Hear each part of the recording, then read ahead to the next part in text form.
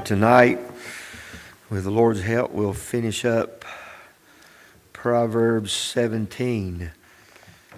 We've been doing this for, I don't know how many Wednesday nights now, looking at two sections of Proverbs. So we'll finish up Proverbs 17 tonight. Next Wednesday night,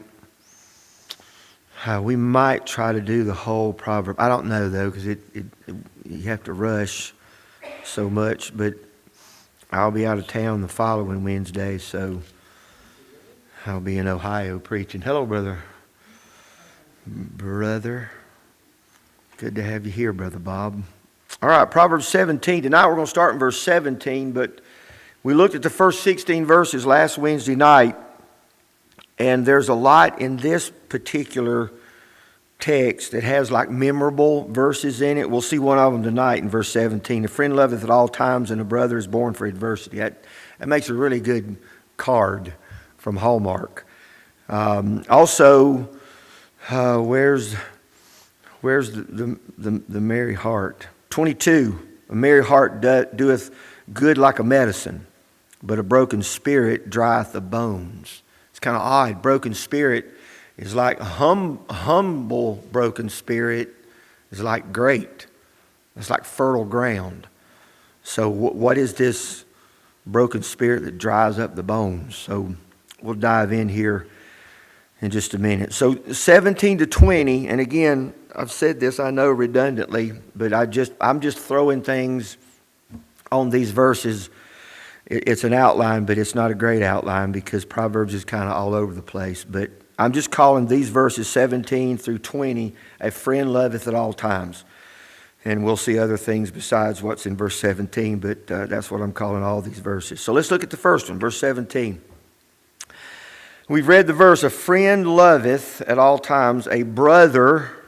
The idea of a brother is born for adversity. So in other words, a friend is like a born brother, like a birth brother that's not a blood birth brother.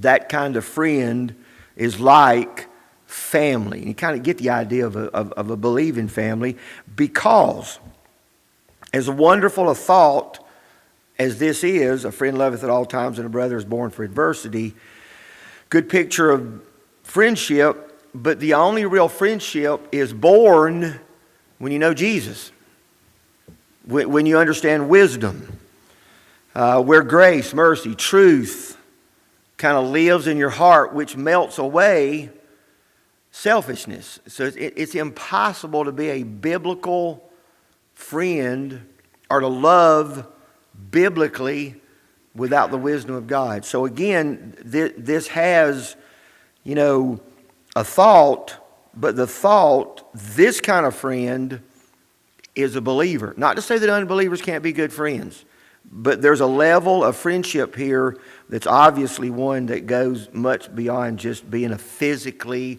or even a birth friend, because of the phrase, loveth at all times. Wealth, need, good, bad, evil report, good report, whatever the situation is, this person, because changed by the biblical love of Christ, is able to love at all times. And it brings up adversity, a brother born for adversity. Everybody goes through adversity. Everybody's coming through adversity. But this kind of individual will love you and be unshaken by it. They'll show up and give you whatever you need. It might be a hug and it might be reproof. It might be reproof in the spirit of love. So this individual is not just a friend on the planet, but this is a friend in the gospel. You think about Joseph and his brothers. I was talking to someone before church tonight, and we were talking about how Joseph was able to let go of the stuff that happened to him. The instigators were his brothers. And then he gets a chance to just, give it to them when they show up, and he loves on them. And he loved on their whole life.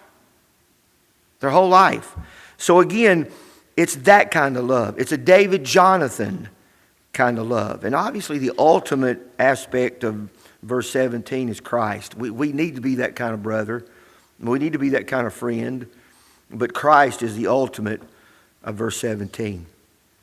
Verse 18, a man void of understanding striketh hands and becometh surety in the presence of his friend. This is about the fourth time. I didn't have time this afternoon to check, but this is at least the third or fourth time that has been said. And it's kind of, verse 18 is linked with verse 17. So the 17 friend might not necessarily lend you money every time you ask him. That's kind of verse 18. You have to use wisdom when you strike hands. You're shaking hands. And like when you become surety for someone that is a friend, you feel the pressure of the friendship to go and do maybe something that might cause you harm because you're not able to maybe do what you need to do and maybe they can't, and then it fractures the relationship. So again, it's just, verse 18 is not saying that you don't help people. Verse 18 is not saying that you limit mercy, grace, whatever, but you do use caution. You exercise caution so that you don't injure yourself in the process of trying to help somebody else. So verse 18 is another verse that's very practical in just our relationships with others. Now verse 19 is another one that has just the way it's worded. He loveth transgression that loveth strife. Now strife is just, contention, arguments, back and forth. Strife is just unrest. But he's not necessarily saying, just love and strife. If you love strife, you love transgression. Everybody in this room can fall into strife. That could be husband, wife. That could be parent, child. That can be friend to friend. We have strife because of the presence of sin in our life and the weakness of the flesh. There's going to be strife from time to time. But here's what you need to identify, even for a believer. Are you often in strife? That's just a good question to ask yourself. Is it often? When you're in strife, do you take no pains, no sacrifice of self-will or interest to avoid it? Then that's when you need to kind of take notice of yourself. Because strife's going to come, and you need to kind of check yourself how you handle it. But if you love it, if you embrace it, then you really love transgression, because strife is an element of sin. And it's also an element of pride. Look at the latter part of verse 19. And he that exalteth his gate seeketh destruction. And the idea of exalting your gate would be like you would just have this elaborate gate, like living beyond your means. This elaborate gate. So he's just reminding us, if pride is like anywhere in the mix of our life, our relationships with others, then it's going to cause issues. And it says, like, if you're exalting your gate and if you're more interested in yourself, then you're literally seeking destruction, and that's where you're headed. Verse 20 is kind of similar to verses that we've seen before. He that hath a froward heart. And again, that doesn't mean it necessarily it's absolutely a lost person, but a froward heart is not the ground of a believer. So, I mean, you could have the tendencies of this, but a froward heart is a heart that pushes back at any kind of authority.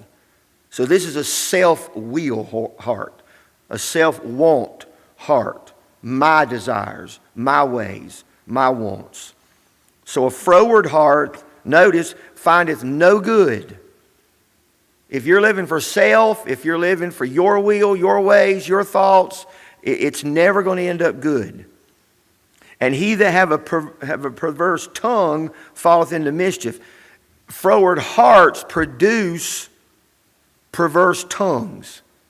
And the perverse word means like out of the ordinary or beyond, like boasting in evil desires, boasting in wickedness. You could think of the rich the rich poor man in the Gospels. What did he do with his blessings from the Lord? He built bigger barns for himself, right? Or he talked about his soul, what he was going to do, how he was going to live his life. So this pushback heart that kind of does what it wants to, when it wants to, how it wants to, will propagate what's in their heart. So again, all of these verses, and we've seen it, we're about to see it in this last little section, 21 to 28.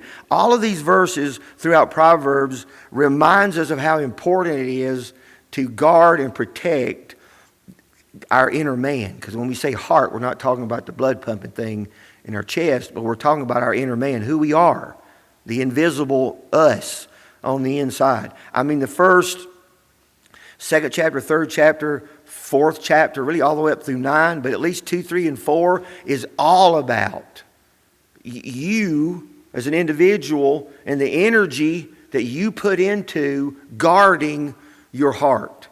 And that could be praying, that could be scripture, that could be church, that could be serving. It's just any way you can tangibly invite God into your life and protect, not just in thought, but also in deed, the life that we live. So it's super important that we keep a grip on our heart. Because even that frowardness, we can do our own thing. We can speak things that are so out of the pocket scripturally. So again, we need to protect our hearts. 21 to 28. And again, I'm calling these last few verses a merry heart just because that's my favorite verse in these verses. That's about the only reason I did it. So a merry heart. But before we get to the merry heart, let's look at verse 21. He that begatteth a fool doeth it to his sorrow, and the father of a fool hath no joy. Now, the indications of this verse and the wording of begatteth doesn't just mean you have a child. Now, you can raise a child, live before a child a path of righteousness, and they can go the opposite direction. So you can do everything tangibly possible to raise a child in the church, in the faith, in the word, through prayer, through witness of your own life. And nobody's going to do it perfectly. Now, we can do it badly, but nobody's going to do it perfectly. But it doesn't necessarily mean that every individual child is not going to live a life of righteousness. I mean, we could ask Adam and Eve. There were two kids raised, and they both knew the same thing. One chose to go the opposite direction. So that's possible. But the indication of 21 is that you begat a fool, and the father of a fool. So the indication seems to be that adds the burden. I mean, it's already a burden when your child goes the opposite direction. And maybe they go the opposite direction for years.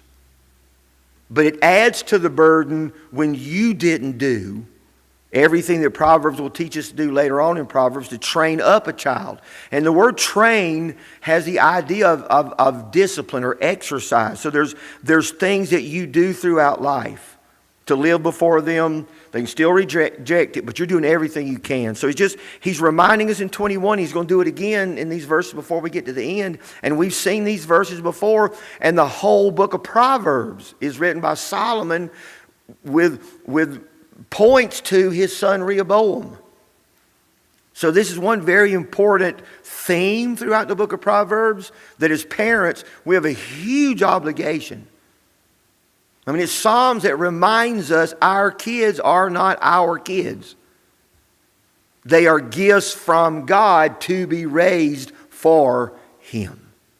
So that puts a lot of obligation towards us. So 21 is just a reminder of that. If you misuse your time with your children, then you could pay for it in sorrow and joy. Now 22, and we'll spend a little time here too. A merry heart doeth good like a medicine, but a broken spirit drieth the bones. A merry heart, all merrymaking is not medicine. Some of it's madness. I mean, they might be down at the local pub having a real merry old time, but that ain't medicine. That's madness. So what's the parameters on a merry heart? That's like a medicine. What's a heart again like the friend that loveth at all times? It's a heart that's changed. I don't have to have a happy season in my life to have a merry heart. Because a merry heart has been connected to the fear of the Lord. The fellowship of God. Grace, love, mercy, forgiveness, truth. What did wisdom, just a few maybe chapters back, 16 or 15, what did he call wisdom? A wellspring of life. So whatever life throws at you inside me, you can be a merry heart. So a merry heart, which means a joyful heart, no matter what the circumstances, can find joy. And that's good for you, but it's also good for others, especially if you're going through a rough time and you're still joyful. Now let's talk about the broken spirit. Normally a broken spirit, the contrite heart, the broken heart is like fertile ground for healthy growth. But this is not the idea here. This is like the despondent, dark heart. A heart that can't see the good, just sees the bad. And that inner man issue dries up the bones, dries up the health, dries up the spiritual life. So again, it's both sides of the coin. That's like where Paul could say, my outer man is dying day by day, but the inner man is renewed. You can do both, dying on the outside, living on the inside, and you keep going. But if you ever sit down, something's wrong on the inside. It's not circumstances. You can never blame circumstances for where you are. It's always your heart. Because Jesus is just enough. So the capacity to have a merry heart is Jesus. If you dwell in this dark place, then you're not tapping into Christ, and you can dry up your own bones. So that's like both sides of the coin are two separate things. Verse 23, a wicked man taketh a gift out of the bosom, like he's got it concealed, like it's some money he's got hid away because he's getting ready to pay somebody off. Because what's he going to do? To pervert the ways of judgment. And we've talked about this before, I think it was in the previous chapter, 16. That a gift can be used, or money can be used, or something can be used to tempt you to shade principle.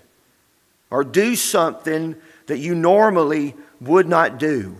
But you can be tempted to do that. Even for something good, even for a good cause, you don't use evil to get there. I mean, New Testament principles, let us not do evil that good may come. Let not your good be evil spoken of. Abstain from the very appearance of evil. So you have to be very careful about your testimony, even if you're trying to see something good happen, to use some kind of devious way to make it happen. It's not going to be good in the eyes of the Lord. And that's important, verse 23. Verse 24 is another just great verse, and it's really kind of connected to 22 a little bit. Wisdom is before him that hath understanding. And then you get a little bit of the idea of what before him might kind of imply from the flip side of this. But the eyes of a fool are in the ends of the earth. Wisdom that's in our heart is before our eyes. That's what's before him. I thought of the verse when I was reading through this and reminding myself some things. I thought about the verse, looking unto Jesus, the author and the finisher of our faith. I mean, that's literally where all of us need to spend really the most objective aspect of our life. Trying to keep Jesus here. And that's kind of what that verse is saying. Wisdom The man that's got understanding, the man that lives with a perspective and a navigational system that makes it through life really good, has wisdom before his eyes, has Jesus before his eyes, has the Word before his eyes, has His will before his eyes. And that takes effort on your part. You can't get that Sunday and Wednesday. You can, but you need it Monday and Tuesday and Friday and other days and other times. So it's again, the man of wisdom lives with a focused objective to wisdom. That's before his eyes. The opposite is the fool. And it uses it that he's never settled. His eyes are in the ends of the earth. He's constantly looking, searching. Nothing's ever settled. Nothing's ever just calm. Now, I'm just telling you that is so perfect picture of anybody that's trying to find the satisfaction that only God can give anywhere. Wife, won't do it. Husband, won't do it. Kids, won't do it. Job, won't do it. Health, won't do it. All those things are great things. But they'll never give you the settled satisfaction. They'll never be a wellspring of life. I leak. My wife knows it. I'm not always full. So he's just reminding us that wisdom, Jesus, Christ, is plenty. And if you keep Him before you, you'll have the navigation system for life. Otherwise, you'll always be seeking something that'll never be the something that you need. 25. And this kind of goes back to what we looked at just previously in verse 21. A foolish son is a grief to his father, and bitterness to her that bare him. So to both parents, to mom and dad, the foolish son brings grief and brings bitterness. And what we mentioned earlier, I'll not just be repetitive and say it again, but it is true. If they're going the wrong direction, that brings grief and that brings bitterness. But if you feel, and everybody feels like they didn't do enough as a parent, so let's just get that out there, right? But there's also some that just maybe don't do near what they should do. So I'm just saying you don't want both those heavy things on you if your kid's going another direction. Now look at verse 26. Verse 26 is another kind of just normal. I mean, it's good for believers, but it's good for just normal humanity. Also, to punish the just is not good. So again, he's going to people that are in leadership, kings, princes, whoever. They don't need to be punishing the just. And you know that happens. And I want to remind you that it's not just not good. If you go back to verse 15 of 17, it's an abomination. God hates it. And I've reminded you of that several times. I don't care if it's Pickens County politics or Washington, D.C. politics. God's paying attention. And when they're stealing money and oppressing the poor and shaving stuff off of Social Security, God's just He's keeping up with it. And wrath's coming.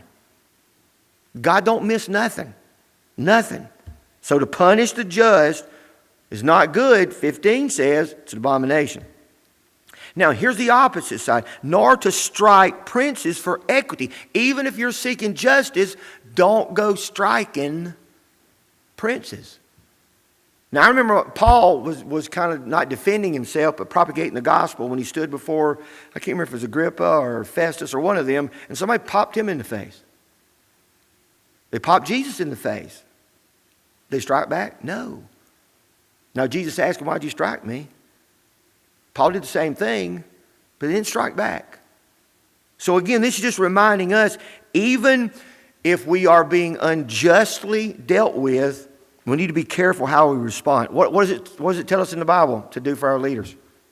Pray. That's one thing we can do for sure is pray. And we should be. 27, verse 27. Boy, we've seen this a lot. He that hath knowledge, and again, that's just wisdom, Jesus, the gospel, spareth, or filters, might be a good word. One of the words used in this kind of idea is like spareth, restrains. This kind of has the word of filters his words. And a man of understanding is of an excellent spirit. And I double dare you. to go look up the word excellent in a concordance. And you ain't going to believe what one of the first words. Now it means cool, like to cool down, or quiet. But you know what one of the words are? And I thought, this is like 21st century or whatever. It means to chill. Isn't that great? Chill. I mean, that's exactly what is indicated in both sides of this verse. One, since we have wisdom, since we've experienced grace, we've experienced mercy, we've experienced forgiveness, we are the people that are able to, don't always do it, duct tape pops off every once in a while, but we are able to spare our words. And a man of understanding is of an excellent spirit. And that's just, again, it's kind of cool and chill that we can stay quiet in spirit. Verse 28 just basically says, even a fool, when he holdeth his peace, even a foolish man, when he holds his peace, is counted wise. He's going to get the commendation that he's a wise man just because he keeps his mouth shut every once in a while and stays calm. And he that shutteth his lips is esteemed, a man of understanding. Even if he's not in his heart, just because he filters what he says, shuts his lips, lives in peace with others. I was thinking about another verse, and this verse just eats me alive. And any of us that, you want to be retrospective on your life. Every idle word. Now let that sink in just a minute. And I was thinking about that. When I was thinking about that, I was equating it with Sunday's message, Sunday morning's message. Right? All our sins are gone. But in real life, real time, we still deal with stuff, right? And if you ever wonder how you're doing throughout a day, I don't know if I mentioned it Sunday. I know I've mentioned it recently. Like, can we make it 24 hours without a sin? A waking day with no sin? If we really stayed on top of it. Like if we could just not go to work and have any possible friction with somebody at work and just stay at home and maybe sit in a lazy boy and keep our eyes closed and watch Andy Griffith or read our Bibles. Think about it though. God notices every foolish word. So I just got the reminder. If there's anything about my acceptance with God, if there's anything about my forgiveness with God based on me, it's over. It's just over. Any given day, you can put a whole lot more going on in my life, my mind, my heart, than just an idle word. Thank God for the gospel. And again, that doesn't mean we need to go off shooting off our mouth because of the grace of God. It means we should be humbled by the fact that we're forgiven. And the blood of Jesus cleanses us from all sin. And we can walk and live free without dragging a big old block behind us of guilt and shame. What a God we serve. All right, we'll pray and we'll take some prayer requests tonight. Father, thank you again for your word. We do love the book of Proverbs. And I know it's all over the place, but it's not all over the place. It's exactly where you want it in every chapter. It reminds us of so many different things. Some are connected, some are not. All are helpful. I do pray that you would remind us of the friend that we have in Jesus, but of the friend that we need to be to others at all times. Whatever's going on, be that kind of friend that loves at all times. God, help us tonight to fill our mind and fill our hearts with the things of God, with eternal things, with gospel stuff, so that our hearts can be merry and that we will have inner medicine flowing like a river all the time. The minute there's an issue, like little antibodies in our body will run and begin to work on a cut to give it a scar. That same spiritual reality. The minute we're wounded in spirit, that gospel truth runs to the spot and heals it. What a God. Help us to stay close to you. That our life will truly be self-medicated by who we have inside us. And may it ever be before us. The older I get, the more I understand how much more I need to keep my eyes on Jesus. I don't need to look at me. I don't need to look at others. I can be encouraged. I can be blessed by others. But you're the only one that can feed my soul. And so, Father, help us to make you the objective of our life. We ask these things in Jesus' precious name. Amen.